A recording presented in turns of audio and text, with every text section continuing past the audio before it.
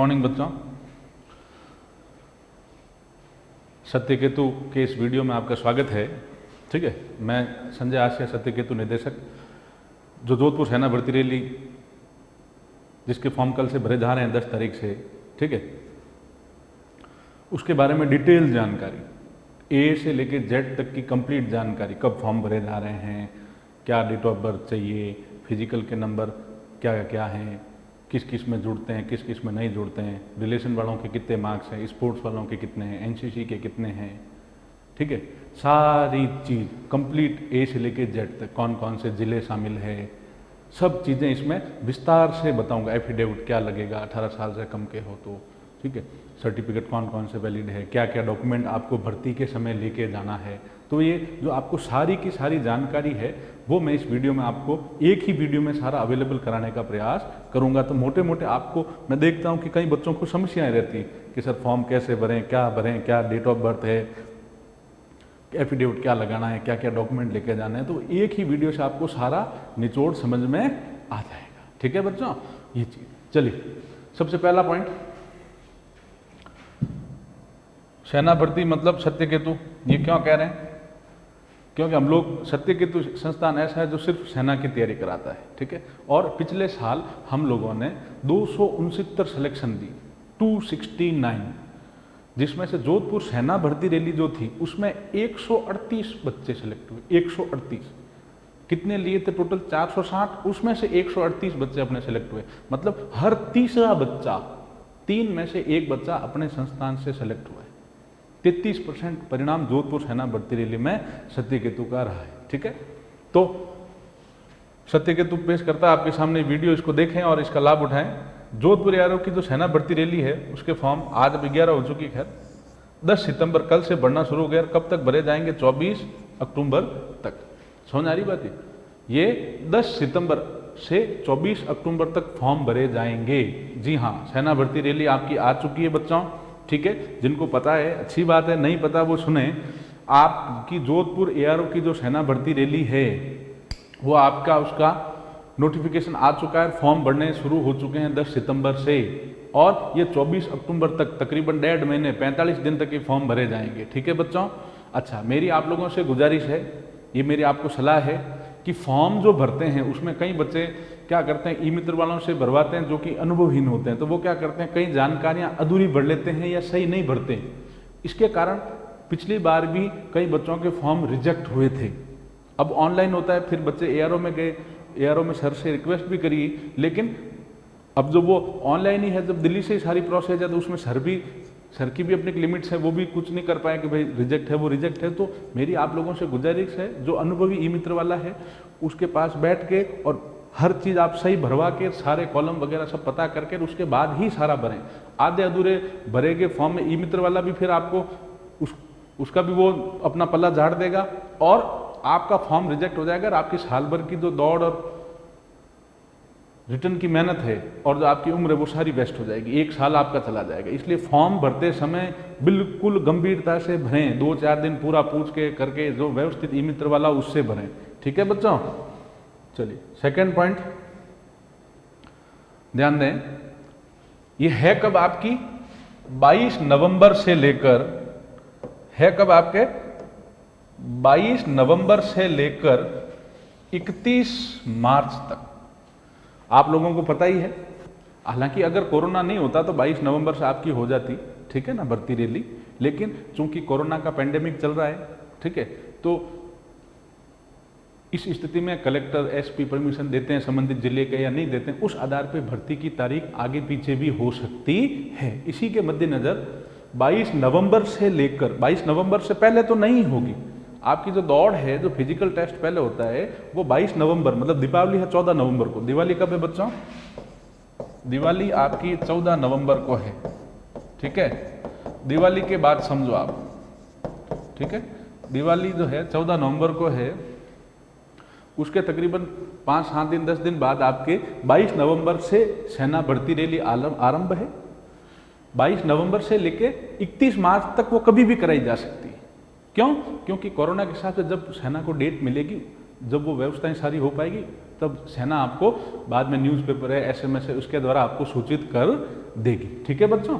तो लेकिन आपको मेरी सलाह है निजी कि 22 नवंबर को ही भर्ती की दौड़ मानो। दौड़ कब मानो? 22 नवंबर को ही दौड़ माननी है। समझ आ गई बात? 22 नवंबर को ही दौड़ मानो। ठीक है। तो 22 नवंबर अगर आप दौड़ मानोगे तो तकरीबन आपके पास सितंबर, आज 11 तारीख है, 11 से 11 अक्टूबर, ये मतलब आप तकरीबन 2 महीने और 10 दिन, 2-2.5 महीने आपके पास रहे हैं। 2-2.5 महीने बिल्कुल आदर्श स्थिति होती है जैसे आपका फिजिकल को आप फाइनल टच दे सकें। ठीक है। तो अभी से, आज से ही लग जाए। आप अपनी दौड़ का कब मानो? 22 नवंबर से। लेकिन होगी कब? 22 नवंबर से 31 मार्च के बीच। और वो सूचना अलग से सेना का जो ARO है जोधपुर, वो आपको सूचित कर देगा। ठीक है बच्चों। चलिए, दीपावली के बाद 22 नवंबर या उसके बाद होगी। ठीक है बच्चों। अब तीसरा पॉइंट, होगी कहाँ इस बार? उदयपुर में। इसीलिए इसको क्या दिया का नाम? उदयपुर सेना भर्ती रैली। इस बार उदयपुर के मोहनलाल सुखाड़िया स्टेडियम, उदयपुर का सबसे फेमस स्टेडियम वही है, मोहनलाल सुखाड़िया। ठीक है। ये राजस्थान के मुख्यमंत्री भी रहे हैं। ठीक है। उदयपुर से हैं तो उनके नाम पे मोहनलाल सुखाड़िया स्टेडियम जो है, ठीक है, वहाँ पे होगी ये सेना भर्ती रैली। और इसमें एक चीज नई हुई है, नागौर जिला जो है, हमेशा जोधपुर ARO में 10 जिले आते थे, इस बार नागौर को भी जोधपुर ARO में सम्मिलित किया गया है। अर्थात टोटल 11 जिले आपके आएंगे इस बार इस जोधपुर ARO की भर्ती में। मतलब राजस्थान में मेरे ख्याल से ये सबसे बड़ी भर्ती है जिला वाइज देखें तो। क्यों? टोटल राजस्थान में 33 जिले हैं, उसमें से 11 जिले इस एक अकेली भर्ती में अपीयर होंगे। लगभग पूरा वेस्टर्न राजस्थान, पूरा पश्चिमी राजस्थान और दक्षिणी राजस्थान का ये पूरा जो है, ये हिस्सा पूरा इसमें शामिल होगा। लगभग आधा क्षेत्रफल आता है इसमें, ये इसमें शामिल होगा। तो इसमें एक चीज आपको बहुत फायदा, क्या चीज है मैं बता रहा हूँ, साल 1.5 साल से आ रही भर्ती वैसे ही, प्लस नागौर ARO, नागौर जो है वो इस ARO की भर्ती में और शामिल हो गया। नागौर अपने आप अकेले जिले की नागौर की भर्ती होती थी, वो इसमें शामिल हो गया है। तो पदों की संख्या मेरे ख्याल से और बढ़ेगी। पिछले बार जैसे जोधपुर ARO की भर्ती में 460 बच्चे लिए थे, इस बार मेरे ख्याल से हो सकता है 600 आ जाए, 700 भी आ जाए। तो इसमें पद बढ़ेंगे निश्चित तौर पर। जब तो पद बढ़ते हैं तो फिर दौड़ में भी बच्चे ज्यादा लिए जाते हैं और नियुक्ति भी ज्यादा बच्चे पाते हैं। ठीक है बच्चों। तो नागौर आपका शामिल हो गया है और होगी कहाँ? उदयपुर में। कब होगी? 22 नवंबर से 31 मार्च के बीच, कभी भी वो सेना आपको डेट बता देगी। अब बात करते हैं कैसा डेट ऑफ बर्थ क्या होनी चाहिए। तो आपको पता है आर्मी GD के लिए 17.5 से 21 साल उम्र है। आर्मी GD के लिए उम्र कितनी है? 17.5 से 21। आप अगर 17.5 से 21 साल के बीच में हैं तो आप आर्मी GD के लिए योग्य हैं। ये जो डेटें दे रखी है 17.5 से 18 वाली उम्र भी इसी में है।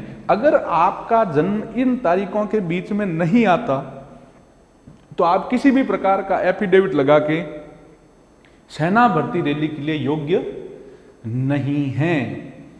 ये जो 17.5 से 18 वाले बच्चे हैं उनकी डेट भी इसमें शामिल है। मतलब अगर इसके बीच में आते हो तो ही योग्य हो, इनके बीच में नहीं आते तो भैया आप सीधे सीधे सेना भर्ती के लिए उम्र के हिसाब से अयोग्य हैं। तो आर्मी GD के लिए आपका 1 अक्टूबर 1999, ठीक है, के बाद जन्म होना चाहिए। 1 अक्टूबर 1999 के बाद। मतलब अगर आपका सितंबर में जन्म है, सितंबर 1999 का, अगस्त 1999 का, 98 का, तो आप योग्य नहीं है। 1 अक्टूबर चलेगा। अगर किसी बच्चे का जन्म 1 अक्टूबर 1999 का है तो वो दौड़ के लिए योग्य है, वो सेना भर्ती रैली के योग्य है। लेकिन अगर 30 सितंबर है तो वो अयोग्य है। 1 अक्टूबर या उसके बाद 2 अक्टूबर, 3 अक्टूबर या फिर नवंबर का या दिसंबर 99 का वो योग्य है, लेकिन उसके बाद का नहीं। और अधिकतम डेट क्या है? 1 अप्रैल 2003 तक। लास्ट से लास्ट डेट ऑफ बर्थ कितनी है? 1 अप्रैल 2003 तक। अगर किसी की 2 अप्रैल है तो वो अयोग्य है। मई का है, मई 2003 का है, अयोग्य। जून 2003 का है, अयोग्य है। सितंबर 2003 का है, अयोग्य है। तो ये दोनों तारीखें शामिल है। 1 अक्टूबर 1999 का जन्म है, वो भी भर्ती में योग्य है। और 1 अप्रैल 2003 को जो जिसका जन्म है वो भी इस भर्ती के लिए योग्य है। समझ आ रही बात है? और इन दोनों के बीच में जो डेटा आ रही है वो योग्य है। 1 अक्टूबर 1999 से पहले सितंबर अगस्त या कोई भी वो योग्य नहीं है, और 1 अप्रैल 2003 के बाद मई जून जुलाई अगस्त सितंबर या कोई 2004-5 वो भी योग्य नहीं है। एफिडेविट वाले भी इसमें ऐसा नहीं सोचते हैं कि अच्छा यार इससे 6 महीने मेरी इन दी गई डेटों से 6 महीने के अंदर मैं आ रहा हूं, ठीक है ना, तो मैं एफिडेविट लगा दूंगा। नहीं नहीं, एफिडेविट लगाने के बाद भी ये डेट है, इस डेट में नहीं है तो कोई एफिडेविट का काम नहीं, आप अयोग्य हो सीधे सीधे। अगली बार ट्राई करें। तो जो 17.5 से 18 वाला एफिडेविट वाला है वो भी इसी में शामिल है। ठीक है, चलिए नेक्स्ट। अब बाकी जो है एनए की, हालांकि जोधपुर एआरओ की एनए है, डी फॉर्मा है, उसकी अलग से भर्ती आ चुकी, सरदार शहर चूरू में, आपको पता होगा। ठीक है, उसके फॉर्म भी भरे जा रहे हैं।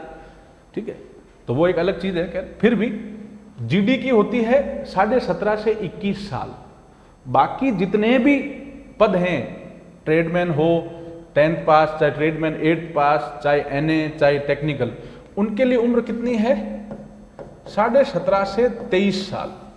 17.5 से 23 साल उनकी उम्र है, 17.5 से 23। तो वो बस 99 की जगह क्या हो गया 97, 2 साल बड़ा, 21 से 23 किया, तो वो बच्चे योग्य है। जन्म तिथि भाई, जिनका जन्म 1 अक्टूबर 1997 को हुआ हो या 1 अप्रैल 2003 को हुआ हो या इनके बीच में हुआ, मतलब 1 अक्टूबर 1997 या 2 अक्टूबर या 3 अक्टूबर या फिर नवंबर दिसंबर, ये ऐसे करके, और लास्ट 1 अप्रैल 2003 तक। अगर आपका जन्म 2 अप्रैल 2003 को है तो अयोग्य है। ये दोनों डेटें भी शामिल है। इन दोनों डेटों और इन दोनों डेटों के बीच आने की अगर आपकी जन्म तिथि है तो आप एनए, टेक्निकल, क्लर्क और ट्रेडमैन के लिए योग्य है उम्र, डेट ऑफ बर्थ वाइज।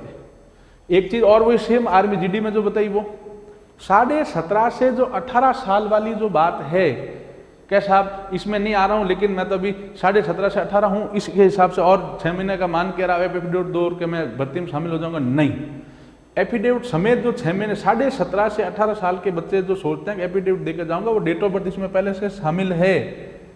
समझ आ गई बात? ये इसमें जो आ रहे हैं और जिनका 17.5 से 18 है वो बच्चे एफिडेविट लेके जाएं।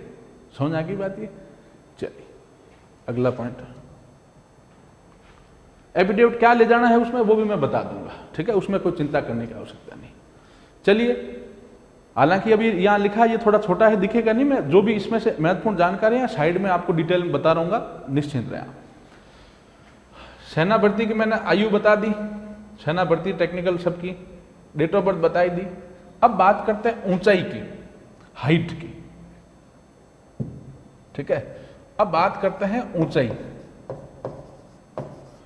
अब ऊंचाई के मामले में एक बात है बच्चों, जो क्लर्क है, क्लर्क, ठीक है, जो सेना में क्लर्क है, क्लर्क की है 162 सेंटीमीटर हाइट।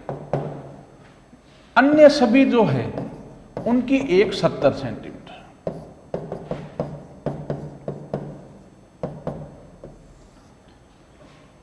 ऊंचाई के मामले में मैं बता देता हूं, क्लर्क के लिए हाइट कितनी चाहिए? 162 सेंटीमीटर। और अन्य सभी, मतलब क्लर्क के अलावा जीडी, ट्रेडमैन, एनए, टेक्निकल, इन चारों के लिए कितनी चाहिए हाइट? 170 सेंटीमीटर। ठीक है, अब बात करते हैं बच्चों वजन। ठीक है, अब हम लोग बात करते हैं वजन की। ठीक है, वजन चाहिए 50 केजी। समझ आ रही बात? वजन कितना चाहिए? 50 केजी, 50 किलो। इसमें ट्रेडमैन के लिए 48 है तो भी चलता है। ठीक है, ट्रेडमैन का वजन 48 है तो भी चलता है। बाकी सबको वजन कितना चाहिए? 50 वजन खैर हालांकि लगभग होता है हर स्वस्थ व्यक्ति का, फिर भी वजन 50 चाहिए। ट्रेडमैन में थोड़ी छूट है, 48। अब बात करते हैं सीना, चेस्ट, छाती जो है, ये भैया न्यूनतम होनी चाहिए 77 सेंटीमीटर बिना फुलाए। ये ट्रेडमैन में इसमें एक की छूट है, ट्रेडमैन में ये 76 भी चलती है। 76 सेंटीमीटर है तो भी ओके ट्रेडमैन में, बिना फुलाए। बिना फुलाए जब आपकी चेस्ट सीधी नापी जाए फीते से तो वो 77 सेंटीमीटर होनी चाहिए। और इसमें 5 सेंटीमीटर का फुलाव होना चाहिए। ये फुलाव भी जरूरी है। अगर आपका चेस्ट भले ही 85 है लेकिन 5 सेंटीमीटर आप हवा भर के फुला नहीं पाते हो, तो उस स्थिति में क्या होगा बच्चों, आप को डिस्क्वालीफाई कर दिया जाएगा। तो हालांकि सीने की न्यूनतम बिना फुलाव के जो है माप होना चाहिए 77 सेंटीमीटर, ट्रेडमैन में वो 76 भी चलता है, लेकिन 5 सेंटीमीटर फुलाव भी जरूरी है। और मैं एक चीज में यहाँ नोट करा देता हूँ बच्चों, कई सालों का मुझे तजुर्बा है, उस हिसाब से बता रहा हूँ। कई बच्चे ऐसी छोटी छोटी चीजों में आउट हो जाते हैं कि उनका 5 सेंटीमीटर फुलाव ही नहीं हो पाता। तो ध्यान दें इस चीज का, 5 सेंटीमीटर जो है वो फुलाव का अभ्यास करें कोच के अंडर में, ठीक है। आप अगर सत्यकेतु से जुड़ते हैं तो यहाँ हमारे अपने पास जो शेखावत सर है वो नेशनल प्लेयर है मैराथन के। मैराथन 44 किलोमीटर दौड़ होती है साहब, उसके अगर नेशनल प्लेयर है तो आप सोचो दौड़ में वो कितने एक्सपर्ट होंगे। समझ आ रही बात है, आज भी बच्चों से आगे भागते हैं। तो आप जुड़े उनसे, ठीक है। ओल्ड कैंपस में फिजिकल करवा रहे हैं, आए आप पता रहे, तो आप या मैं तो कोई और भी कोच के पास जा रहे हैं तो 5 सेंटीमीटर फुलाव का भी आप ध्यान दें। कई बच्चे इस फुलाव में आउट हो जाते हैं, चेस्ट तो उनकी होती है 77, 5 सेंटीमीटर फुलाव में आउट हो जाते हैं। तो फुलाव का भी अभ्यास करें। 77 सेंटीमीटर आप जब यहाँ प्रैक्टिस पे नापते हैं तो थोड़ा 1-2 सेंटीमीटर का गुंजाइश रखो, 80 तक का प्रयास करो, तब 77 आ जाती है। समझ आ रही बात। वहाँ मापने में हो सकता है 1-8 सेंटीमीटर का ऊपर नीचे हो। जिनकी चेस्ट कम है वो थोड़ा जिम वगैरह जा सकते हैं, चेस्ट की एक्सरसाइज ज़्यादा कर सकते हैं, डिप्स लगा सकते हैं कोच से पूछ के कि भाई मैं चेस्ट कैसे इंक्रीज करूँ, तो वो आपको संबंधित कोच आपको बता देंगे कि भाई चेस्ट के लिए ये एक्सरसाइज है, ये आप थोड़ा एक्स्ट्रा करें तो आपकी चेस्ट अपना आप इंप्रूव हो जाएगी, ठीक है। चेस्ट 77 नहीं है तो उसकी भी एक्सरसाइज करो, इसमें कई बच्चे आउट होते हैं। और फुलाव है, फुलाव भी आपका 5 सेंटीमीटर होना चाहिए, इसका भी अभ्यास करें, इसमें कई बच्चे आउट होते हैं। तो मैंने ऊंचाई बता दी, क्लर्क की 162, बाकी सभी की 170, वजन 50 किलो, ट्रेडमैन में 48 भी चलता है। सीना 77 सेंटीमीटर मिनिमम फुलाव होना चाहिए, ट्रेडमैन में 76 भी चलता है। 5 सेंटीमीटर का फुलाव इसमें आवश्यक है।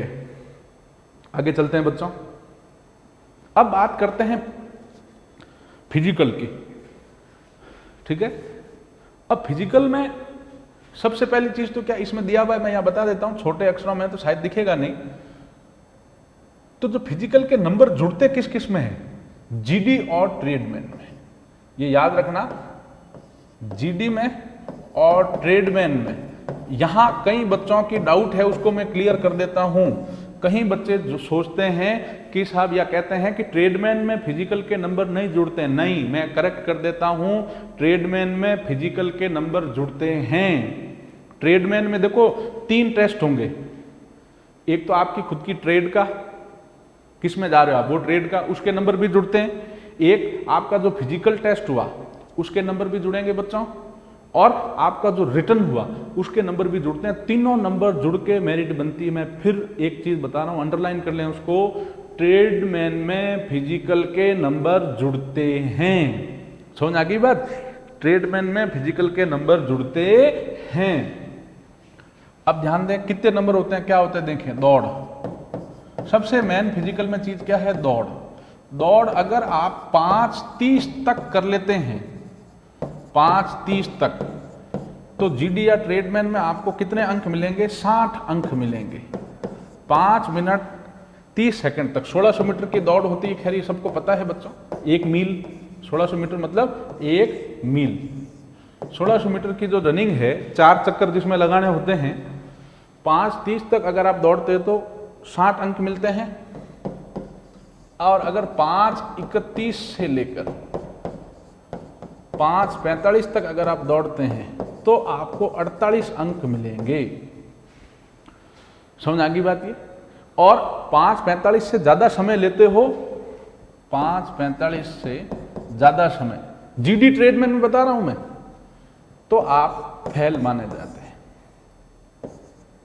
5:45 से अगर प्लस टाइम है आपका, ज्यादा टाइम है 5:45 से, तो आप फेल है। मतलब आपका जो दौड़ है वो 60 नंबर की होगी बच्चों। अगर आप 5.5 मिनट तक दौड़ते हैं तो 60 अंक मिलते हैं, और 5:31 से 5:45 तक में आप आते हैं तो आपको 48 अंक दिए जाएंगे।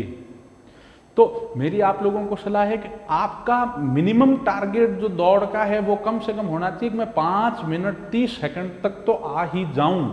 अगर आपकी दौड़ का टाइमिंग 5 मिनट 30 सेकंड नहीं है तो दौड़ में आपका सिलेक्शन का चांस थोड़ा कम हो जाता है, क्योंकि वहाँ ग्राउंड में थोड़ा प्रेशर भी होता है, एंजाइटी भी होती है, रात भर वहाँ जगते भी हो तो 2-4 सेकंड 5 सेकंड का फर्क पड़ सकता है। हालांकि कई बच्चे तो वहाँ 10-15 सेकंड और ज़्यादा तोड़ लेते हैं रेगुलर की बजाय, जो हमेशा ग्राउंड में दौड़ते हैं उसकी बजाय वहाँ टाइम और अच्छा दे देते हैं, लेकिन फिर भी आप 5-10 सेकंड की गुंजाइश मानो। इसलिए 5.5 मिनट 5 मिनट 30 सेकंड से तो कम ही टाइम होना चाहिए। 5:30 आपका मिनिमम लक्ष्य होना चाहिए कि भैया मेरे को दौड़ ऐसी करनी है कि 5 मिनट 30 सेकंड या उसके अंदर ही आऊं मैं। समझ आ गई बात है। और दौड़ में 60 नंबर लाने का प्रयास करो। देखो फिजिकल में अगर आप 100 में से 100 लाने का प्रयास करो और अगर आप लाते हो तो आपको रिटर्न में काफ़ी एडवांटेज मिल जाता है। और फिर जो बच्चे यहाँ 48 या जिसमें बीम नहीं निकले वो बच्चे हैं, इनके फिजिकल में नंबर कम रह जाते हैं, वो बेचारे फिर वहाँ 80-90 नंबर लाते हैं तो भी उनका सिलेक्शन का चांस इतना नहीं बन पाता। तो फिजिकल में 100 में से 100 लाने का प्रयास करो। समझ में आ रही बात है बच्चों? ठीक है, चलिए। अच्छा, दौड़ के बारे में मैं कुछ बेसिक पॉइंट बता देता हूँ। दौड़ के लिए क्या करो बच्चों, एक तो किसी कोच के अंडर में दौड़ोगे, सबसे बढ़िया चीज़ है। सत्यकेतु के कोच से जुड़ना है, ओल्ड कैंपस आप आ सकते हैं। सत्यकेतु अपना सकव सर दौड़ा रहे हैं, ठीक है, मैराथन के प्लेयर हैं। दूसरा, एक तो सोने का टाइम फिक्स रखें, 10 बजे सो जाएं, सुबह 5 बजे उठ जाएं। प्रॉपर नींद जरूरी, शरीर को आराम बेहद जरूरी है। आराम नहीं करोगे तो दौड़ नहीं होगी, ठीक है। तो लापरवाही नहीं करनी कि भाई व्हाट्सअप देख रहे हो या फेसबुक पे कुछ कर रहे हो या ये सोशल मीडिया पर लगे हो और रात को 2-2 बजे सो रहे हो, नहीं। अगर नींद पूरी नहीं है तो शरीर थकेगा तो ग्राउंड में बेस्ट नहीं दे पाएगा। पूरा आराम दो, प्लस खुराक, ठीक है, जो कोच साहब बताते हैं अपने यहाँ, ठीक है, वो सब अंकुरित चने हैं वगैरह है, सोयाबीन है, मूंगफली, जो भी वो सारा डाइट बताते हैं, ठीक है, वो लो। दूध पियो, जूस पियो, सलाद खाओ, तली भुनी चीज़ें मत खाओ, हेल्थी डाइट लो। समझ आ रही बात है? इससे तो देखो, एक तो आराम और एक ये खुराक, इस दोनों का ध्यान दो। वो कोच आपको गाइड करेंगे कि क्या क्या डाइट लेनी, क्या क्या नहीं लेना है, कितना लेना है, कब कब लेना है। समझ आ रही बात है? तो दूध है, जूस है, सलाद है, ये सारी चीज़ें लो। अच्छा, प्लस एक चीज़ और है, फिजिकल में सबसे बड़ी चीज़ है बच्चों रेगुलरिटी, कंटिन्यूटी। कंटिन्यू अगर आप हैं तो दौड़ आपकी निश्चित तौर पे हो जानी। फिजिकल में क्या है बच्चों, अगर आप 25 दिन गए दौड़ने रोजाना और 5 दिन का आपने नागा कर दिया, 5 दिन का आपने आलस कर दिया, 5 दिन अगर आप नहीं गए तो पूरे 25 दिन का आपका जो फिजिकल बना था वो पूरा धूमिल हो जाएगा, वो पूरा खराब हो जाएगा। फिजिकल की सबसे बड़ी चीज याद रखो, सर्दी हो, गर्मी हो, बारिश हो, मैं तुमको दौड़ने जैसी स्थिति नहीं है, बारिश है तो भी आप जाओ, लंबा वॉक करके आ जाओ।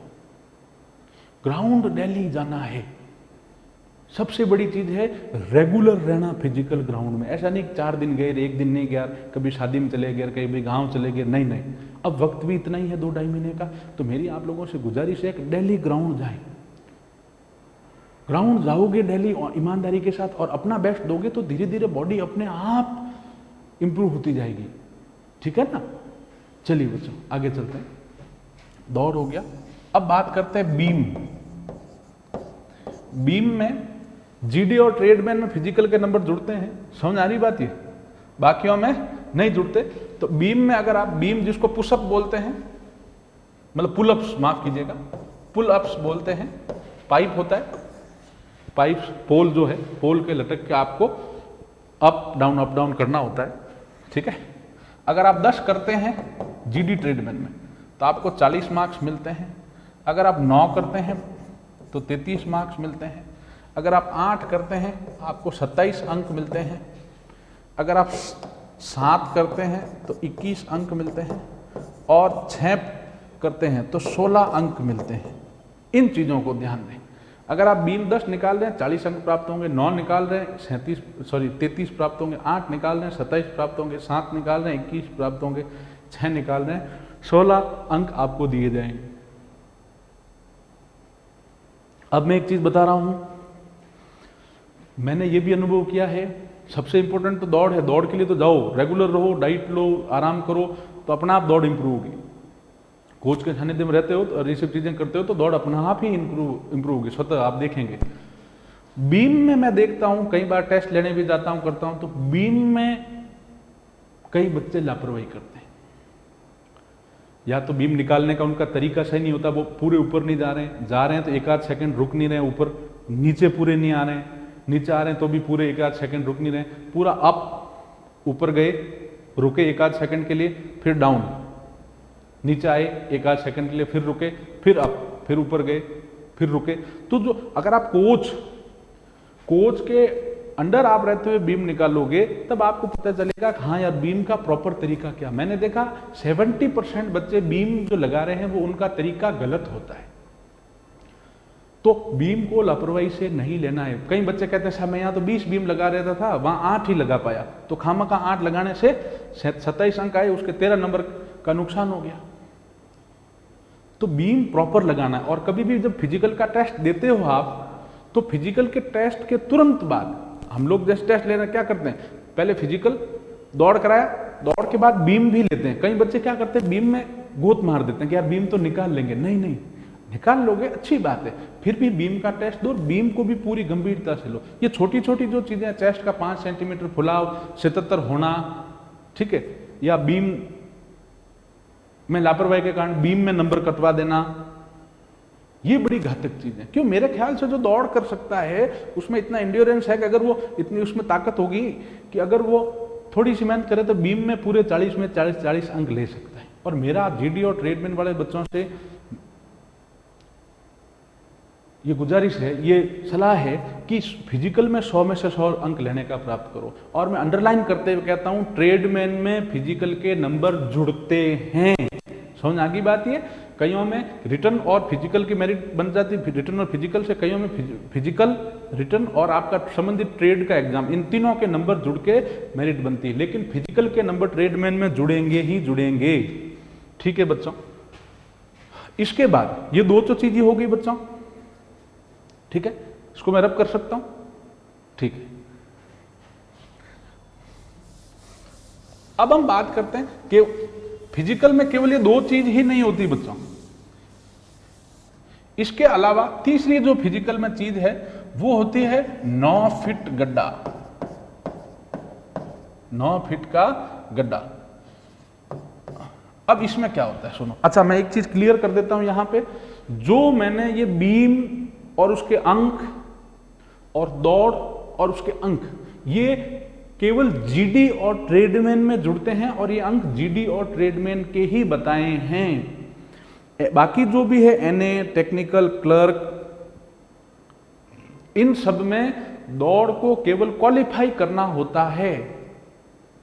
समझ आ रही बात है, दौड़ आपको केवल क्वालिफाई करना होता है। बीम आपको 6 निकालने होते हैं सिर्फ, अगर आप 6 से ज्यादा निकालते हो अच्छी बात है, लेकिन जीडी और ट्रेडमैन के अलावा का जो बच्चा है जैसे क्लर्क, एनए, टेक्निकल, ये 6 बीम अगर निकाल दिया तो वो पास है, वो उत्तीर्ण है बीम में।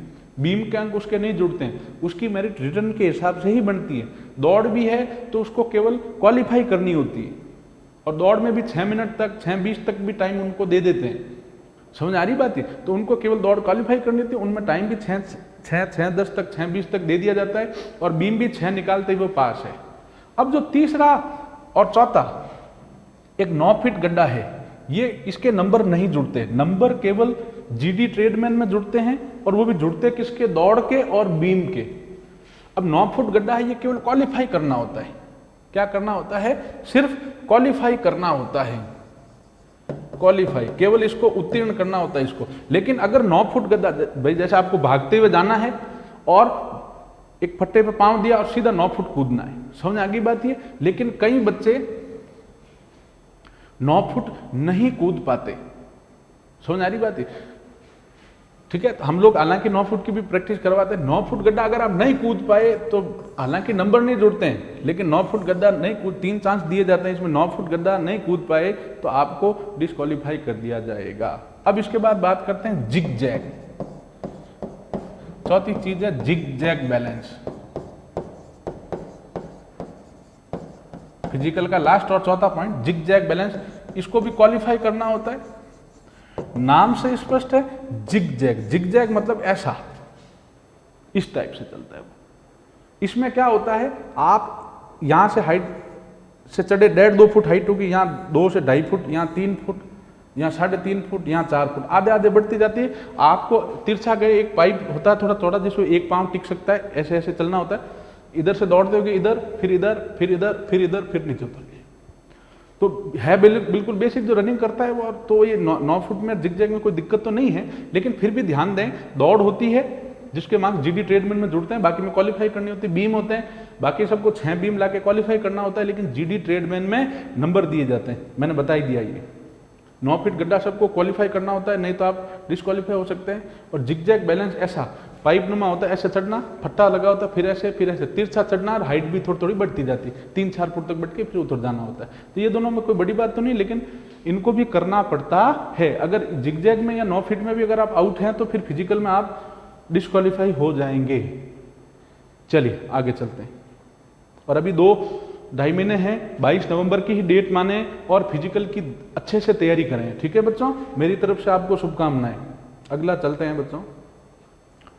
अब 18 साल से जो कम बच्चे हैं उनका एफिडेविट है, उसकी मैं बात कर रहा हूं। 18 साल से जो बच्चा कम है, समझ आ रही बात है, उसका एफिडेविट की जो लैंग्वेज है ये यहां दी हुई है, ठीक है। ये यहां आपको नहीं दिख रही होगी, मान लो छोटा ज्यादा है साइज इसकी। आप क्या कर सकते हैं, ज्वाइन इंडियन आर्मी, ये जो सेना जिस पे आप फॉर्म भरेंगे, ज्वाइन इंडियन आर्मी, इस पे जो नोटिफिकेशन आया है, जो विज्ञप्ति आई है, जो सेना भर्ती रैली का जो सूचना आई है, जो जोधपुर एआरओ की, उसमें आपको ये मिल जाएगा, जिसमें बच्चे को एक एफिडेविट बनवाना पड़ेगा जो 17.5 से 18 साल के। बाकियों को जरूरत नहीं है इसकी, केवल किसको बनाना है, 17.5 से 18। 17.5 से 18 से ऊपर उनको ये आवश्यकता नहीं है। जिनकी उम्र 17.5 से 18 है उनको ये एफिडेविट बनाना पड़ता है। इसकी लैंग्वेज क्या है कि हालांकि ये मिल जाएगा आपको नोटिफिकेशन में, मैं अपने बेटे का नाम आ गया, जन्म तारीख आ गई, को अपनी रुचि से सेना में भेजता हूं, अपनी रुचि पर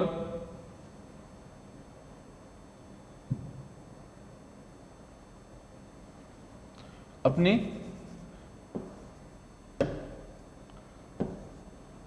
एक मिनट रुकिएगा, एक सेकंड, अपनी रुचि पर सेना भर्ती रैली में भेजता हूं, ठीक है, भेज रहा हूं, और सेना में शामिल होने पर उनके लिए कोई आपत्ति नहीं है। स्क्रीनिंग के दौरान मेरे बेटे द्वारा बनाए गए किसी भी चोट बीमारी के लिए किसी मुआवजे के लिए मैं दावा नहीं कर पाऊंगा। ये एक लैंग्वेज होती है, ठीक है। ये आपको सेना भर्ती रैली की जो नोटिफिकेशन है उसमें मिल जाएगी। फिर भी आपको कोई दिक्कत है तो आप हमसे भी संपर्क कर सकते हैं, हम आपको लैंग्वेज बता देंगे, या आपके नोटिफिकेशन में, इसमें कोई वो नई बात नहीं है या कोई बड़ी बात नहीं। ये लैंग्वेज एक पेपर पे लिख के आपके गार्जियन, माता पिता जो भी गार्जियन हैं उनके साइन और आपके सरपंच के साइन इस पे होने चाहिए। माता पिता और सरपंच के साइन होने चाहिए। 17.5 से 18 जिसकी उम्र है, बस केवल उन्हीं को जरूरत है इसकी, बाकियों को इसकी आवश्यकता नहीं है। समझ आ गई बात ये बच्चों, बाकियों को इसकी आवश्यकता नहीं है, ठीक है बच्चों। अच्छा, अब आप लोग इसके बाद देखें, हालांकि मैं एक बार ये वापिस बताने की कोशिश करता हूं आप लोगों को, एक बार परफॉर्मा आप लोगों को बता ही देता हूं मैं, ताकि कईयों को अगर नहीं मिल पाए तो वो लैंग्वेज यहीं से वो देख लें।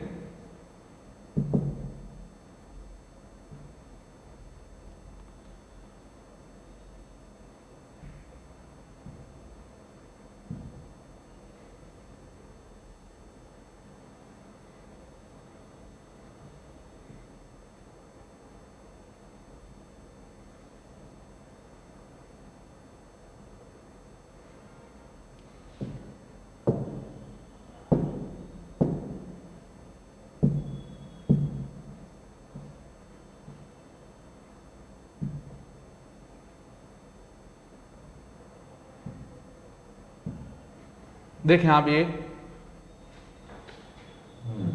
इसकी लैंग्वेज पढ़ लें।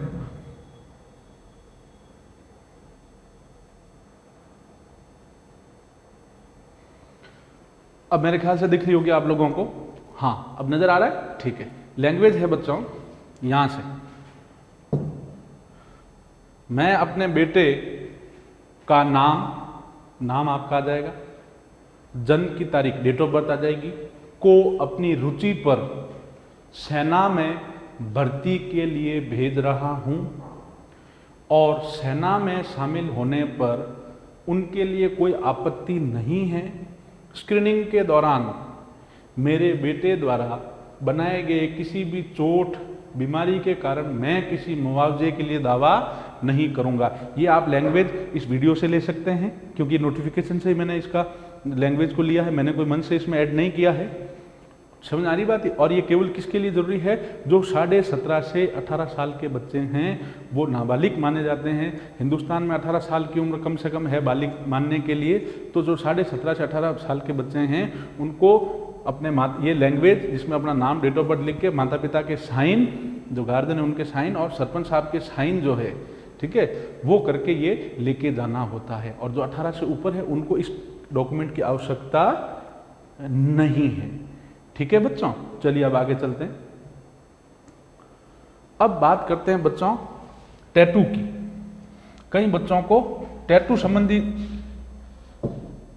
प्रॉब्लम होती है, साहब टैटू अगर है मेरे, ठीक है ना, तो सर टैटू कहाँ हो, शरीर के किस हिस्से में टैटू अलाउ है, किस हिस्से में टैटू अलाउ नहीं है। टैटू के कारण भाई हम लोग क्या होते हैं राजस्थान में या हिंदुस्तान में भी कह दो, धार्मिक आस्था या कोई शौक से टैटू बनवा लेते हैं, लेकिन आजकल अब पहचान का एक इशू रहता है, इसलिए सेना में टैटू के लेके गाइडलाइन आ गई, भाई अगर ये है तो ठीक है वैलिड है, अन्यथा टैटू वैलिड नहीं है।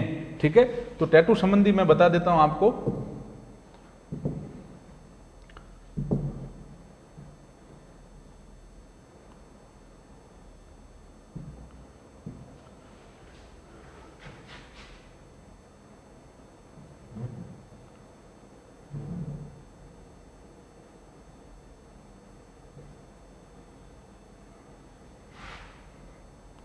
अब देखें आप, ये मेरे ख्याल से आपको दिख रहा होगा, हाँ ठीक है।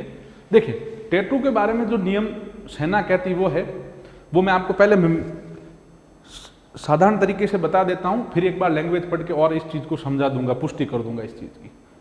एक तो ये जो है ये हिस्सा यहां जो हथेली है, हथेली का बाहर का हिस्सा मुट्ठी बंद करने के बाद ये हिस्सा, दूसरा ये जो है इसका ये हिस्सा, यहां दोनों जगह यहां टैटू अगर है किसी का, हालांकि अब टैटू नहीं बनाया तो नहीं बनाना, ये कलाकारी नहीं करनी है, लेकिन जिन्होंने बना दिया वो यहां और यहां है तो वो अलाउ है। प्लस कोहनी से लेके कलाई तक अंदर के हिस्से, यहां तो बाहर के हिस्से में यहां और यहां अंदर के हिस्से में अलाउ है। कहीं अपना नाम अपना कोई वो लिखवाते हैं, सब कुछ धार्मिक कुछ चिन्ह वगैरह बनवाते हैं, वो यहाँ कोहनी से लेके कलाई तक यहाँ अंदर की तरफ कुछ लिखा, बाहर की तरफ अलाउ नहीं है, अंदर की तरफ कुछ लिखा है तो अलाउ है। और यहाँ कलाई के हथेली के बाहर की तरफ यहाँ कुछ है तो यहाँ अलाउ है। बाकी कहीं पे भी शरीर के किसी अन्य हिस्से पे टैटू अलाउ नहीं है। देखो स्थायी शरीर टैटू की केवल भीतरी अंगों के आंतरिक चेहरों पर अनुमति दी जाती है, जैसे कोहनी के अंदर से कलाई तक, कोहनी ये रही कोहनी का अंदर मतलब ये कोहनी के अंदर से ये कोहनी, ये कोहनी का अंदर ये यहां से कलाई तक, ये कलाई रही, कोहनी के अंदर से कलाई तक मतलब ये जो हिस्सा है यहां टैटू अलाउ है। बाकी कहीं पे भी शरीर में टैटू अलाउ नहीं, यहां अलाउ है एक तो तथा हथेली हाथ के विपरीत पक्ष पर, जो हाथ है हाथ का विपरीत पक्ष मतलब ये, तो एक तो यहां टैटू अलाउ है कोहनी से कलाई तक अंदर वाले हिस्से में और हथेली के बाहरी हिस्से में। शरीर के किसी भी अन्य हिस्से पर स्थायी शरीर टैटू स्वीकार्य नहीं है। आगे के चयन के लिए उम्मीदवार को अस्वीकार करने की संभावना है। और बाकी कहीं पे भी अगर आपके शरीर पे टैटू है तो आपको सेना अयोग्य घोषित कर सकती है। अब हम बात करते हैं बच्चों, ये मैं यहां लिख दूंगा, उसकी चिंता ना करें। जिनके माता पिता सेना में हैं उनको हालांकि बोनस अंक भी दिए जाते हैं। मैं सारी पूरा वीडियो देखे मैं सारी चीजें बताता जाऊंगा, किस में एनसीसी में बोनस अंक कितने हैं, स्पोर्ट्स में कितने हैं, सारी समझ रहे, रिलेशन के मार्क्स कितने हैं, सब चीज बताता जाऊंगा, ठीक है, वो एक अलग चीज है। आप इसमें ध्यान दें, अगर सेना से आपका संबंध है, समझ आ रही बात है, सेना से अगर आपका संबंध है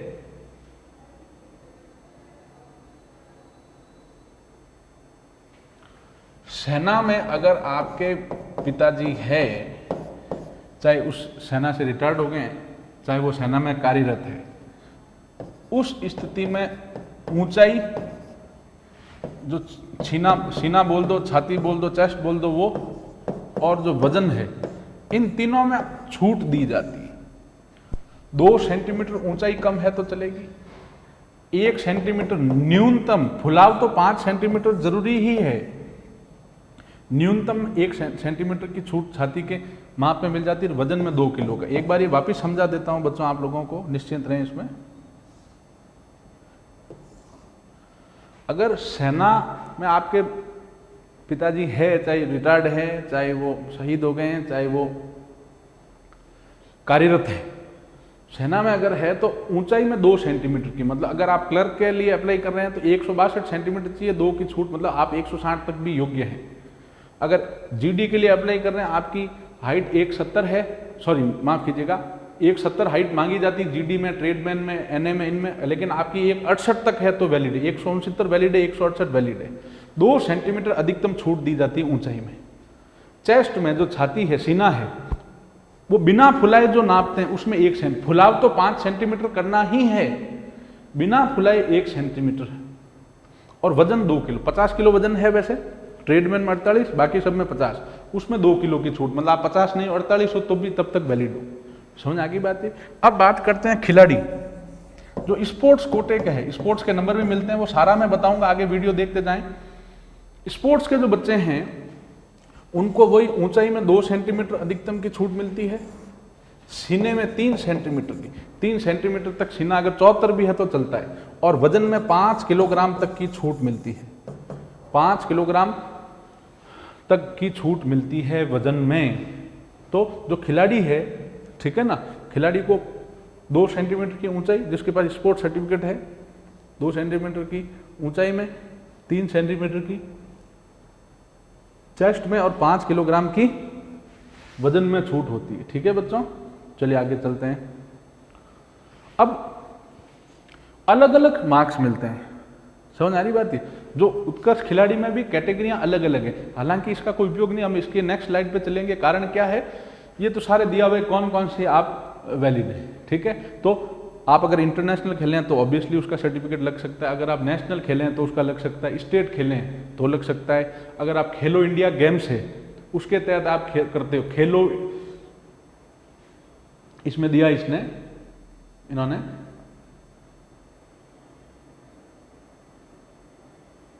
खेलो इंडिया गेम्स, खेलो इंडिया गेम्स के अंतर्गत अगर आपने कोई पदक जीता है तो उसमें वैलिड है, ठीक है। अच्छा, अगर आपने इंटर यूनिवर्सिटी के जो आपस में गेम्स होते हैं उसमें खेला है, या डिस्ट्रिक्ट लेवल पे भी अगर आप गए हैं, समझे, मतलब सॉरी स्टेट लेवल पे गए हैं, डिस्ट्रिक्ट का रिप्रेजेंटेशन किया, स्टेट तक अगर आप खिलाड़ी हैं, मतलब इंटरनेशनल है तो सर्टिफिकेट लगेगा, नंबर अलग अलग मिलेंगे, वो कितने मिलेंगे आगे बताऊंगा। इंटरनेशनल खेलें तो मिलेगा, नेशनल खेलें तो नंबर मिलेंगे, स्टेट खेलें तो मिलेगा, और या यूनिवर्सिटी लेवल पे खेलें, आपसे यूनिवर्सिटी में जैसे जयनारायण व्यास और ये अपना एमडीएस यूनिवर्सिटी में, ये आपस इंटर यूनिवर्सिटी में अगर आप खेलें तो भी उसके मार्क्स मिलते हैं। कितने मिलेंगे, वो बोनस अंक जो मिलेंगे वो सारा एक स्लाइड में बताऊंगा, ठीक है बच्चों। अब मैं आप लोगों से एक चीज, जुड़ना नहीं जुड़ना खैर आप पे निर्भर करता है, ठीक है, लेकिन हम क्या हैं उस पर इंट्रोडक्शन से, हालांकि कुछ आगे कुछ मैं पॉइंट्स भी बताऊंगा, ऐसी बात नहीं है, ठीक है भाई। सीधी सी बात मैं एक जो कह रहा हूं वो ये है कि अगर हमसे जुड़े तो क्यों जुड़े। देखो सीधी बात है, किसी भी कोचिंग की तुलना किसी एड किसी विज्ञापन YouTube पे कुछ कर रहा है या ऐप पे कुछ कर रहा है या कुछ फ्री दे रहा है या कुछ गारंटी बैच चला रहा है, उससे नहीं करनी चाहिए। मेरे ख्याल से कोई भी संस्थान को मापने का पैमाना क्या है बच्चों, उसका परिणाम, उसका रिजल्ट, वो हम बड़ी ही ऑनेस्टी से देते हैं। मेरे ख्याल से हिंदुस्तान में ऐसी कोई भी कोचिंग इंस्टीट्यूट नहीं होगी जो रोल नंबर समेत रिजल्ट देती है फौज का। हम लोग सिर्फ सेना की तैयारी कराते हैं, एनडीए ये वो नेवी फेवी इसकी कोई माथाफोड़ी नहीं करते हैं, सिर्फ फौज की तैयारी कराते हैं। तो सबसे पहली चीज़ तो हमारा पूरा फोकस फौज पे रहता है। भाई मद्रासी डोसा वाला डोसा तो अच्छा बनाएगा कि नहीं बनाएगा, ये चीज़ है, समझ आ रही बात। तो मद्रासी डोसे वाले का डोसा फेमस होगा ही होगा, वो तो बढ़िया बना रहे होगा, क्यों वो उसी पे मेहनत कर रहा है। वही चीज़ हमारे साथ, हम सिर्फ फौज की प्रिपरेशन करवाते हैं, सत्यकेतु सेना की तैयारी कराता है, ज़्यादा पड़पंच नहीं पालता। पहली चीज़ तो ये। दूसरा, ये मेरा अहंकार ना समझे, मेरा घमंड ना समझे, ये एक सच्चाई है। और जो मुझसे पहले जुड़े हैं या आपके मान लो कोई भाई बंधु जो भी परिचित सत्यकेतु से सेलेक्ट हुए हैं, उनसे आप पूछें तो मेरे ख्याल से यही आपको सुनने को मिलेगा कि मैं ये नहीं कहता कि मैं बेस्ट हूँ, लेकिन मैं सत्यकेतु निदेशक डायरेक्टर संजय आसिया, आप अगर मुझसे जुड़ोगे तो आप देखोगे हर जीडी के बैच की, चाहे कोई भी बैच हो, एनए टेक्निकल कोई भी बैच हो, उसका मैथ्स की क्लास, जो सबसे इंपॉर्टेंट सब्जेक्ट है मैथ्स और रीजनिंग। देखो गांव से जो बच्चे आते हैं, मुझे पता है, मैं भी एक गांव से आया हूँ बंदा हूँ, उनकी मैथ और रीजनिंग बड़ी कमज़ोर होती है। सरकारी स्कूल में पढ़ते हैं, वहाँ हालात भी इतने सही नहीं होते हैं, खेती का काम भी करना होता है, दौड़ भाग, इतनी शिक्षा के प्रति जागरूकता भी नहीं होती। थोड़ी सरकारी स्कूल में थोड़ा पढ़ाई व्यवस्था भी थोड़ी सी अव्यवस्थित रहती है। इन सब के कारण बच्चा मैथ में सबसे ज़्यादा, जीके साइंस तो चलो फिर भी रट लेता है, लेकिन मैथ्स में बड़ी उसकी कमजोरी रहती है। तो मैं पिछले 10 साल से फौज की तैयारी करा रहा हूँ, ठीक है, और 4 साल से ये सत्यकेतु में करा रहा हूँ, मेरे खुद का अपना इंस्टीट्यूट खोल के। तो मेरा रिकॉर्ड है आज दिन तक सारे बैचों में, ऐसा नहीं कि मैं मैथ्स का टीचर कोई दूसरा रख लेता हूँ, नहीं, मैं रखने में रख सकता हूँ, बाकी सब सब्जेक्ट की टीचर रखें, मैं भी रख सकता हूँ। बाकी सभी कोचिंग वाले देखें, कोई सब्जेक्ट क्लास नहीं लेता, अपने एसी कैबिन में बैठते हैं आराम से। लेकिन मेरा ये प्रयास रहता है कि कोई बच्चा जो सत्यकेतु से जुड़ा है, वो एक उम्मीद लेकर आया, उसके गार्जियन एक उम्मीद से भेज रहे हैं, तो मैं खुद सभी, चाहे 10 बैच बने, चाहे 2 बने, चाहे 1 बने, चाहे 1 बच्चा हो, मैथ्स और रीजनिंग मैं खुद उसको पढ़ाता हूँ। उसके कई फायदे हैं। एक तो मेरी मॉनिटरिंग रहती है, एक मेरा जो लंबा अनुभव वो बच्चों तक मैं पहुंचा पाता हूं, और सबसे बड़ी चीज़ है जब मैं खुद दौड़ता हूं तो मुझे पता रहता है बच्चों को क्या चाहिए, क्या पढ़ना चाहिए, बच्चों का सिलेबस क्या है, बच्चों की ट्यूनिंग क्या है। जब बच्चों से रोज़ मिलूंगा, रोज़ पढ़ाऊंगा, तो बच्चों से तारतम्यता जुड़ेगी कि नहीं जुड़ेगी, जुड़ती है। उसी तारतम्यता के कारण मैं बच्चों की चाह क्या है, बच्चों को चाहिए क्या, वो मैं पहुंचा पाता हूं। अच्छा, दूसरा, मैं जब खुद पढ़ाता हूं तो जो बाकी टीचर्स है वो भी, हाँ सर खुद जाने, सर को पता है, तो वो भी मेरे साथ साथ पूरी मेहनत करते हैं। टीम भी बहुत अच्छी टीम है, अनुभवी टीम है, अकेला चना कोई भाड़ नहीं फोड़ सकता। तो मैथ रीजनिंग में खुद पढ़ाता हूं, और अच्छी उत्कृष्ट टीम है, शिव सर और साइंस के लिए एमएससी है, 5-10 साल का एक्सपीरियंस है, 5-7 साल से, मतलब रतन सर है, 6 साल का एक्सपीरियंस है, पोस्ट ग्रेजुएट है वो भी, ठीक। तो हम लोगों का प्रयास रहता है कि हम पूरी मेहनत करें, ठीक है। मैथ रीजनिंग में खुद लेने की वजह यही है कि बच्चों तक पहुंचूं, बच्चों की समस्याएं जानूं, बच्चों के बीच में जाऊंगा तभी तो बच्चों की बात समझ में आएगी। एक्स्ट्रा क्लास लेना है, डाउट क्लास लेना है, हम लोग पूरा प्रयास करते हैं, और उसी का ये परिणाम है रिजल्ट। पिछली भर्ती में, जोधपुर सेना भर्ती रैली में 138 बच्चों का सिलेक्शन हुआ। पिछली जोधपुर सेना भर्ती रैली में कितने बच्चों का सिलेक्शन हुआ बच्चों? 138 का। समझ आ रही बात है? टोटल कितने में से?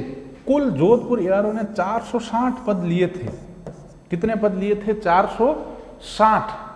उसमें से 138 चयन सत्यकेतु से हुए हैं, मतलब 33% रिजल्ट।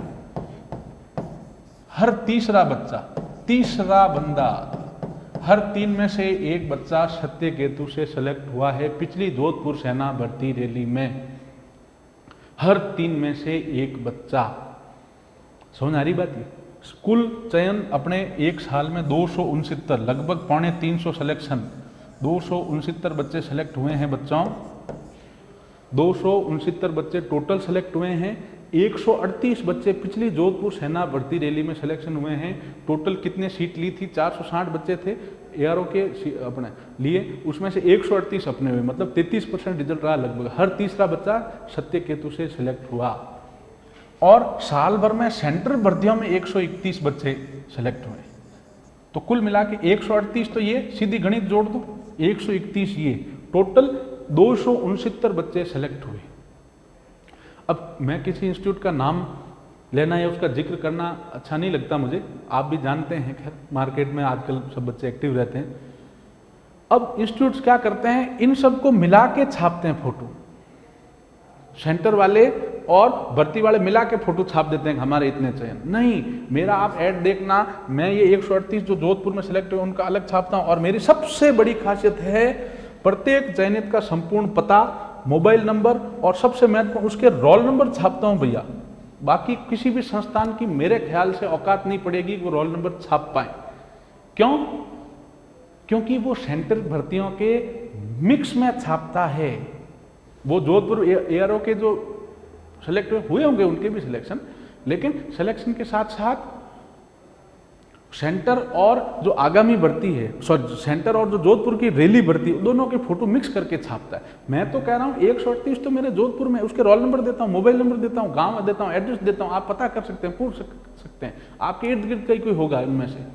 138 तो जोधपुर सेना भर्ती रैली में, 460 में से हर तीसरा बच्चा अपने यहाँ से, 131 बच्चे सेंटरों में, टोटल 269 बच्चे, और हर एक का रोल नंबर देता हूँ। मेरा पत्रिका में भी ऐड आया था, आप देख सकते हैं, पूरे के पूरे 269 फोटो लगे हैं, उनका नाम, पता, एड्रेस, मोबाइल नंबर, और सबसे बड़ी चीज जोधपुर वालों के सबके रोल नंबर एक एक कर दिया। आप सेना की वेबसाइट पर चेक कर सकते हैं।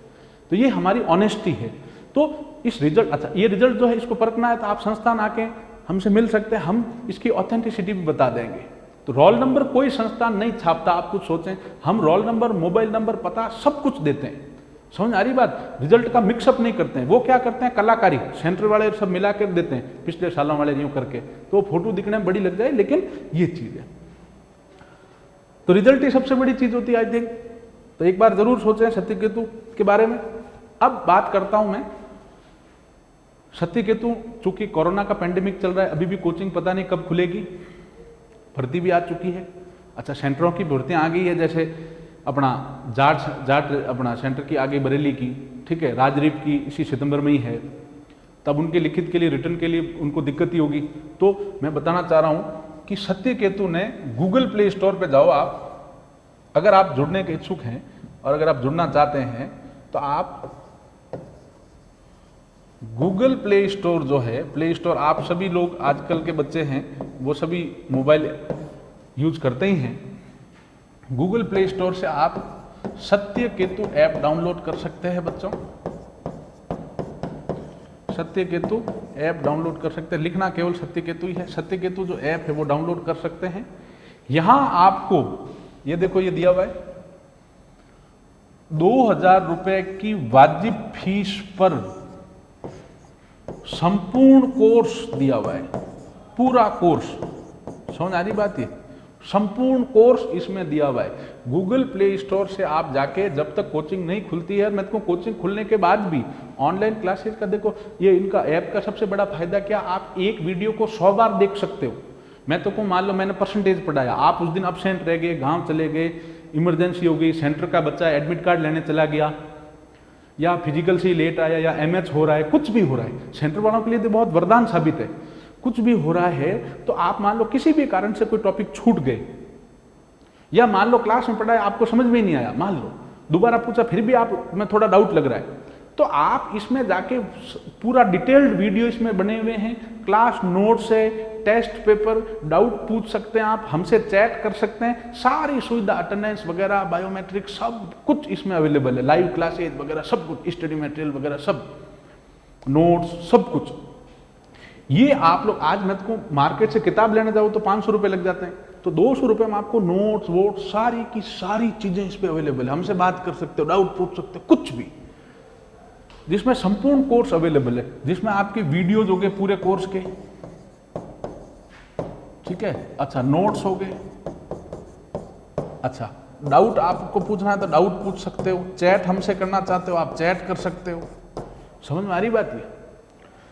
और भी अटेंडेंस वगैरह, live test, live classes, daily quiz, खूब सारी चीजें हैं। तो ये 2000 की वाजिब फीस पे आप जुड़ के हमसे हमारे साथ और तैयारी कर सकते हैं, ठीक है। गूगल प्ले स्टोर से सत्य। अब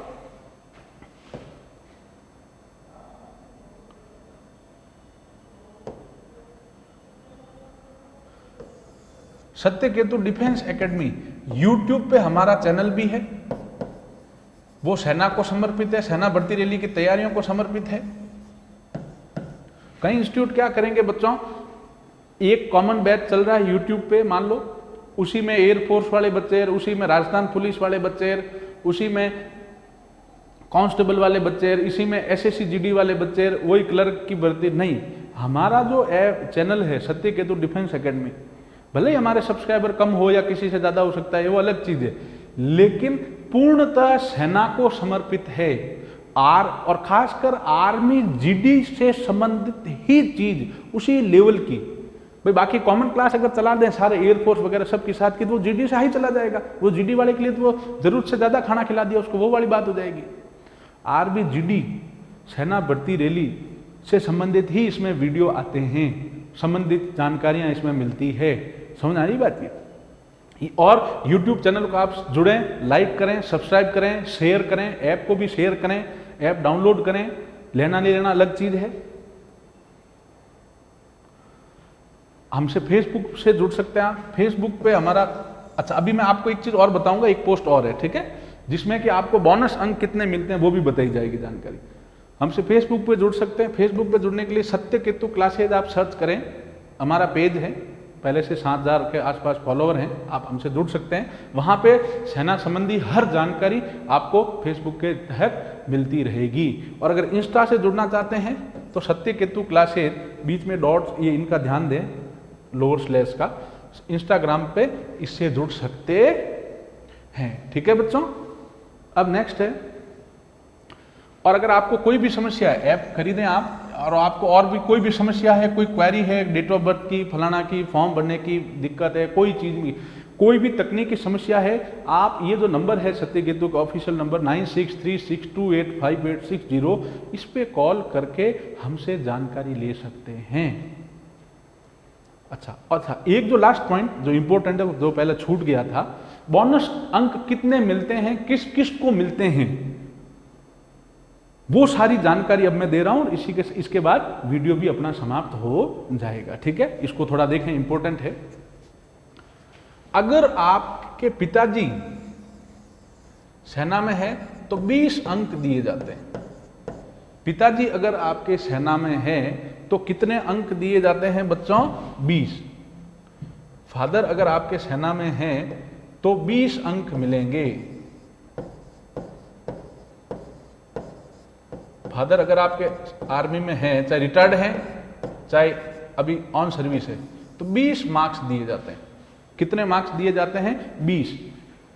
मतलब चाहे सर्विस, मतलब अभी अगर आपके गार्जियन जो है अभिभावक सेना में है, अगर आपके अभिभावक सेना में है, चाहे सेना से रिटायर्ड है, अभिभावक अगर सेना में है तो आपको 20 अंक दिए जाते हैं। चाहे वो जीडी हो, चाहे वो क्लर्क हो, चाहे वो एनए हो, चाहे वो टेक्निकल हो, कोई भी भर्ती है तो उसमें आपको 20 अंक अतिरिक्त दिए जाते हैं, बोनस दिए जाते हैं। समझ आ गई बात? अगर आप किसी शहीद की संतान है, चाहे किसी शहीद होना भी आवश्यक नहीं है, जो शहीद नहीं है, जो केवल इन सर्विस ही है, या जो सर्विस से रिटायर्ड हैं, उनके बच्चों को भी 20 अंक की छूट दी जाती है। समझ आ गई बात? ये 100 में से 20 अंक अतिरिक्त दिए जाते हैं। अब इसके बाद जो अंतरराष्ट्रीय खेलते हैं, इंटरनेशनल, उनको 20 अंक मिलते हैं भैया। स्पोर्ट्स का बता देता हूं, इंटरनेशनल खेले हैं उनको कितने अंक मिलते हैं? 20। इंटरनेशनल जो खेले हैं स्पोर्ट्स में उनको 20 अंक मिलते हैं, यहां दिया हुआ सारा। इंटरनेशनल वालों को 20, अंतर्राष्ट्रीय वालों को। जो राष्ट्रीय स्तर पे खेले हैं, इंटरनेशनल कोई भी खेला है वो 20, राष्ट्रीय स्तर पे खेला है तो 15। समझ आ रही बात ये? अच्छा, फिर स्टेट खेला है, राज्य स्तर पे खेले हैं तो 5 अंक है। और अगर आप यूनिवर्सिटी के जो होते हैं, यूनिवर्सिटीज के बीच में जो मैचेज होते हैं, इंटर यूनिवर्सिटी अगर खेले तो 5 अंक। मैं फिर बता देता हूं, अंतर्राष्ट्रीय खेले तो 20 अंक, राष्ट्रीय स्तर पे खेले तो 15 अंक, राज्य स्तर पे खेले तो 5 अंक, और यूनिवर्सिटी स्तर पे खेले हैं तो भी 5 अंक। अगर 2 यूनिवर्सिटी इंटर यूनिवर्सिटी है उसमें भी 5 अंक। समझ आ गई बात ये? अब बात करते हैं एनसीसी सर्टिफिकेट्स की। अगर आपका ए सर्टिफिकेट है एनसीसी का तो आपको 5 अंक दिए जाते हैं। अच्छा, जो स्पोर्ट्स के नंबर बताए मैंने, अंतर्राष्ट्रीय में 20, राष्ट्रीय में 15, राज्य स्तर पे 5, यूनिवर्सिटी में इंटर यूनिवर्सिटी खेले 5, ये सब में मिलते हैं। वैसे के वैसे अभिभावक है अगर सेना में तो वो अंक 20 सब में मिलते हैं। ऐसा नहीं जीडी में, क्लर्क में, ट्रेडमैन में, सब में। स्पोर्ट्स कोटे से हो तो भी नंबर सब में मिलेंगे, जीडी में भी, ट्रेडमैन में भी, क्लर्क में भी, एनए में भी, सब में ये नंबर मिलते हैं। अब एनसीसी अगर ए सर्टिफिकेट है तो 5 अंक मिलते हैं सब में, वो भी सब में मिलते हैं, एनसीसी वाले नंबर भी, जीडी, ट्रेडमैन सब में, एनए, टेक्निकल सब में। अगर बी सर्टिफिकेट है तो आपको 10 अंक मिलते हैं। सी सर्टिफिकेट है तो 15 अंक मिलते हैं। अच्छा, इसमें एक चीज है, सी सर्टिफिकेट अगर है आपके, एक चीज मैं बता देता हूं, अगर आपके सी सर्टिफिकेट है, ये थोड़ा ध्यान दें, अगर आप एनसीसी सी सर्टिफिकेट है तो आपका जीडी जो है, जीडी और जो ट्रेडमैन है, जीडी ट्रेडमैन में रिटन माफ है, रिटन नहीं होता, लिखित की छूट होती है। केवल फिजिकल क्वालिफाई करते ही आपका सिलेक्शन हो जाता है। अगर आपके पास एनसीसी सी सर्टिफिकेट है, बाकी सब में नहीं होता, सिर्फ जीडी और ट्रेडमैन में। अगर आपके पास एनसीसी सी सर्टिफिकेट है तो जीडी और ट्रेडमैन में लिखित की छूट दी जाती है, लिखित की छूट होती है। और बाकी में अगर एनसीसी सी सर्टिफिकेट है जीडी और ट्रेडमैन के अलावा तो 15 अंक दिए जाते हैं। जैसे क्लर्क हो गया, एनए हो गया, टेक्निकल हो गया। जीडी ट्रेडमैन में तो लिखित माफ ही है, लिखित की छूट ही है, सीधा ही आपका सिलेक्शन है। लेकिन अगर एनसीसी सी सर्टिफिकेट है और अगर आप आर्मी, क्लर्क, एनए या टेक्निकल में जाते हैं तो 15 अंक। तो मैं फिर दोहरा लेता हूं, एनसीसी का ए सर्टिफिकेट है तो जीडी हो, चाहे क्लर्क हो, चाहे ट्रेडमैन हो, चाहे एनए, टेक्निकल कुछ भी हो, 5 अंक।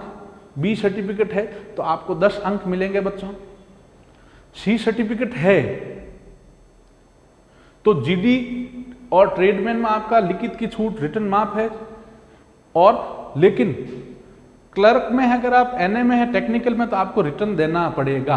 हाँ, एक चीज है, अगर एनसीसी सी सर्टिफिकेट है, ये ध्यान देना, और राष्ट्रपति या इसको क्या कह सकते हैं, जो गणतंत्र परेड में अगर आप शामिल हुए हैं, एनसीसी सी है आपके और गणतंत्र परेड में शामिल हुए हैं, तब आपका सब में लिखित माप है। अगर एनसीसी सी सर्टिफिकेट है, Republic day parade, RD parade जिसको बोलते हैं, गणतंत्र दिवस की जो परेड है, उसमें आप हैं, जा चुके हैं, सम्मिलित हो चुके हैं, तो आपका एनसीसी सी होते ही जीडी और ट्रेडमैन का में तो रिटर्न की छूट है ही है। एनसीसी सी होते ही जीडी और ट्रेडमैन में तो छूट है ही है बच्चों। लेकिन अगर एनसीसी सी, अच्छा, लेकिन अगर सिर्फ एनसीसी सी है तो जीडी ट्रेडमैन छूट है, लेकिन क्लर्क में, एनए टेक्निकल में पेपर होता है, नंबर कितने जुड़ते हैं? एनसीसी सी वाला अगर क्लर्क, एनए टेक्निकल में 15 नंबर जुड़ते हैं। लेकिन अगर एनसीसी सी है और साथ में आरडी परेड में, राष्ट्रपति परेड में गए हैं तो किसी में भी एग्जाम नहीं होता। आरडी परेड वाले का सीधा सिलेक्शन होता है, फिजिकल होते ही, मेडिकल होते ही, ग्राउंड फिट होते ही, आरडी परेड वाला। एनसीसी सी सर्टिफिकेट का वो बच्चा जो आरडी परेड में, उसका एनए, टेक्निकल क्लर्क, किसी में रिटर्न देने की आवश्यकता नहीं है। और जो केवल एनसीसी सी सर्टिफिकेट है तो उनको जीडी ट्रेडमेन में तो रिटर्न माफ है, और बाकी एनए, टेक्निकल क्लर्क में पेपर तो देना होता है, 15 नंबर मिलते हैं। एक बार फिर बता देता हूं मैं बोनस अंक का, ठीक है। इसी के साथ वीडियो भी समाप्त करेंगे। अगर किसी का अभिभावक सेना में है, माता या पिता, चाहे रिटायर्ड हैं चाहे भी इन सर्विस है, 20 अंक मिलते हैं सब में, GD tradesman, NA, technical clerk सब में। अच्छा, अब स्पोर्ट्स में अंतर्राष्ट्रीय खेले हैं तो 20 अंक, राष्ट्रीय स्तर पे खेले हैं तो 15, और राज्य स्तर पे खेले हैं तो राज्य स्तर पे 10 है, सॉरी माफ कीजिएगा, राज्य स्तर पे 10 है, ठीक है। इसको करेक्ट कर देते हैं, राज्य स्तर पे 10 है, ठीक है। अंतर्राष्ट्रीय पे 20 है, राष्ट्रीय स्तर 15, राज्य स्तर पे 10, और यूनिवर्सिटी स्तर पे अगर आप खेलते हैं तो 5 नंबर है। इसमें शर्त है कि भाई आपकी रैंक आनी चाहिए, समझ आ रही बात है? किसमें? यूनिवर्सिटी वाले में फर्स्ट या सेकंड पोजीशन आनी चाहिए, तब है यूनिवर्सिटी वाले में फर्स्ट या सेकंड पोजीशन आनी चाहिए। बाकी तो इसमें जो नेशनल खेला, इंटरनेशनल खेला, इसमें कोई रैंक का इतना जरूरी नहीं है। बाकी अंतर्राष्ट्रीय खेले हो चाहे रैंक आई नहीं आई 20 अंक मिलेंगे, राष्ट्रीय खेले हो रैंक आई नहीं आई 15 अंक मिलेंगे, राज्य स्तर खेले हो रैंक आई नहीं 10 अंक मिलेंगे। यूनिवर्सिटी में आपका फर्स्ट या सेकंड पोजीशन आनी चाहिए, तब आपको 5 अंक मिलते हैं। एनसीसी में ए सर्टिफिकेट है, सब में 5-5 अंक मिल जाते हैं, एनए, टेक्निकल, जीडी क्लर्क सब में। बी सर्टिफिकेट है, एनए, टेक्निकल क्लर्क सब में 10 अंक मिल जाते हैं। सी सर्टिफिकेट है, जीडी ट्रेडमैन का रिटर्न माफ है, ग्राउंड फिट होते ही सिलेक्शन है, लेकिन एनए, टेक्निकल क्लर्क का रिटर्न होगा, 15 नंबर जुड़ेंगे। अच्छा, अब वो बच्चे जो एनसीसी सी सर्टिफिकेट है और आरडी परेड कर दी, तो उन बच्चों का रिटर्न भी माफ है, चाहे जीडी का है, चाहे क्लर्क है, चाहे एनए, टेक्निक, कोई भी ग्राउंड फिट होते ही सिलेक्ट है। ठीक है बच्चों, धन्यवाद हमसे जुड़ने के लिए, सत्यकेतु से हमारा वीडियो देखने के लिए, कीमती समय देने के लिए धन्यवाद। अगर आपको हमारा परिणाम ईमानदारी का लगे, सही लगे, और आप हमसे जुड़ना चाहें तो आप हमसे यूट्यूब ऐप इसके माध्यम से जुड़ सकते हैं, फेसबुक, इंस्टा से। ऑफलाइन क्लासेज भी जब शुरू होती तब आप जुड़ सकते हैं। और सिर्फ सेना को समर्पित इंस्टीट्यूट सत्यकेतु, जो 350 सिलेक्शन और पिछली भर्ती में 33% सिलेक्शन, 138 बच्चों का चयन, जो कि रोल नंबर समेत छापता है, उससे जुड़कर आप अपनी सफलता सुनिश्चित करवा सकते हैं। धन्यवाद, थैंक यू।